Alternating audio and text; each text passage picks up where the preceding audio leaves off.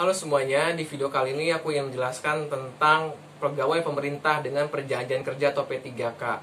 Nah, pada tahun 2021 ini rencananya pemerintah akan meniadakan formasi CPNS untuk guru. Nah, penerimaan guru itu melalui nanti seleksi P3K. Nah, apa aja sih perlu kita ketahui tentang P3K? Yang pertama adalah Undang-Undang Nomor 5 Tahun 2014 tentang Aparatur Sipil Negara. Dalam undang-undang tersebut dijelaskan bahwa aparatur sipil negara terdiri dari pegawai negeri sipil (PNS) dan juga pegawai pemerintah dengan perjanjian kerja atau P3K. Jadi P3K adalah bagian dari ASN. Dan P3K juga memiliki tugas dan fungsi seperti PNS, yaitu pelaksana kebijakan publik, pelayan publik, dan juga perekat dan pemersatu bangsa. Pegawai pemerintah dengan perjanjian kerja merupakan warga negara Indonesia yang memenuhi syarat tertentu yang diangkat dalam jangka waktu tertentu berdasarkan perjanjian kerja dalam rangka melaksanakan tugas pemerintahan. Hak dari P3K ada 4. Yang pertama gaji dan tunjangan, yang kedua adalah cuti, yang ketiga adalah perlindungan, dan yang keempat adalah pengembangan kompetensi. Namun 4 hal tersebut akan diatur lebih lanjut dalam peraturan pemerintah. Gajinya berdasarkan beban kerja, tanggung jawab jabatan, dan resiko pekerjaan. Untuk P3K yang bekerja di instansi pusat, maka dibebankan dalam APBN. Sedangkan yang bekerja di instansi daerah, dibebankan dalam APBD. P3K juga dapat menerima tunjangan yang nanti akan disesuaikan dengan peraturan perundang-undangan.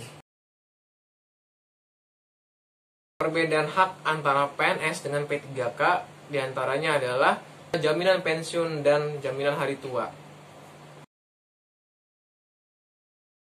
Beberapa hal tentang pemutusan hubungan perjanjian kerja P3K secara hormat, diantaranya adalah jangka waktu kerjanya sudah berakhir, yang kedua P3K-nya meninggal dunia, yang ketiga perampingan organisasi, yang keempat atas permintaan sendiri, dan yang kelima adalah tidak cakap jasmani dan atau rohani. Sedangkan pemutusan hubungan perjanjian kerja dengan hormat tidak atas permintaan sendiri diantaranya dikarenakan oleh tindak pidana penjara minimal 2 tahun dan dilaksanakan secara tidak terencana. Yang kedua, tidak terlaksananya kinerja. Dan yang ketiga adalah melakukan pelanggaran disiplin P3K tingkat berat.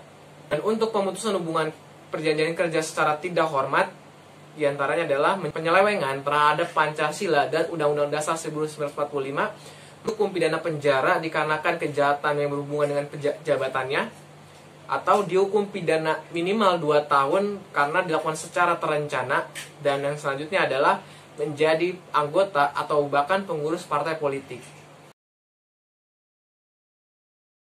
Pemerintah wajib memberikan jaminan hari tua, jaminan kesehatan, jaminan kecelakaan kerja, dan jaminan kematian yang semuanya akan diatur dalam jaminan sosial nasional. Dan satu lagi adalah bantuan hukum terkait pelaksanaan tugas yang dilakukannya.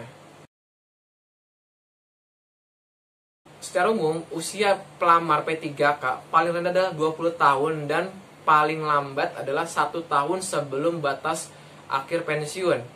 Dalam hal ini guru biasanya sekitar 58 tahun pensiunnya. Dan ada 2 tahap seleksi. Pertama ada tahap seleksi administrasi dan juga tahap seleksi kompetensi. Dalam tahap seleksi kompetensi tersebut ada kompetensi teknis, ada kompetensi manajerial, dan juga sosiokultural. Selanjutnya, khususnya untuk formasi guru, akan ada peraturan yang lebih jelas lagi dari Kementerian Pendidikan dan Kebudayaan. P3K juga berhak mendapatkan cuti seperti PNS. Di antara adalah cuti tahunan, cuti sakit, cuti melahirkan, dan cuti bersama. Untuk ketentuan cuti tahunan itu paling lama 12 hari dan dapat ditambah 6 hari kerja, tapi dengan syarat minimal 1 tahun telah bekerja. Tapi ini juga ada, dan hal ini juga ada pengecualiannya lagi untuk meninggalnya anggota keluarga terdekat atau melaksanakan pernikahan pertama. Dan jika P3K sakit lebih dari 14 hari, maka dia juga berhak mengajukan cuti sakit maksimal 1 bulan. Jika P3K mengalami gugur kandungan, juga mendapatkan cuti maksimal 1,5 bulan. Dan untuk kelahiran anak pertama sampai ketiga, maksimal cuti adalah 3 bulan. Untuk mereka yang cuti sakit, tetap menerima penghasilan yang telah diatur dalam ketentuan pemerintah. Untuk peraturan cuti lebih lanjut akan diatur oleh Badan Kepegawaian Negara. P3K dapat mengisi posisi jabatan fungsional yang kompetensinya terbatas bahkan tidak ada dalam formasi PNS. Ada sekitar 147 formasi, diantaranya selain guru adalah pustakawan, penerjemah, widyaiswara, rescuer, arsiparis. Peluang kalian yang bukan guru juga cukup besar. P3K dapat diberikan kenaikan gaji berkala atau gaji istimewa. Khususnya untuk formasi guru dengan kualifikasi S1, maka dia akan masuk dalam golongan 9. P3K juga berhak mendapatkan tunjangan, diantaranya adalah tunjangan keluarga, tunjangan pangan, tunjangan jabatan struktural, tunjangan jabatan fungsional, dan tunjangan lainnya. Jadi untuk gaji dan tunjangan hampir sama seperti PNS. Masa perjanjian kerjanya itu paling singkat 1 tahun dan maksimal sampai 5 tahun, dan itu bisa diperpanjang berdasarkan dari kebutuhan instansi dan penilaian kinerja. Bagi kalian sudah nanti diterima di P3K, khususnya formasi guru, itu bisa diperpanjang sampai 5 tahun. Kementerian Pendidikan dan Kebudayaan telah membuka peluang penerimaan 1 juta guru di semua jenjang di seluruh Indonesia. Hal ini dilakukan ke Kemdikbud untuk menutupi kekurangan jumlah guru dan juga pemerataan guru di seluruh Indonesia.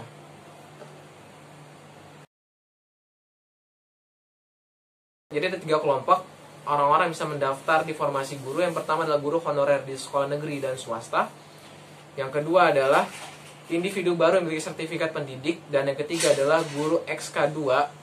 Ketiga kelompok ini pada saat mendaftar akan diverifikasi tentang NIK, nomor induk kependudukannya, dan juga linearitas serta kebutuhan formasi. Ujian P3K berbeda dengan ujian CPNS karena tidak ada seleksi kompetensi dasar.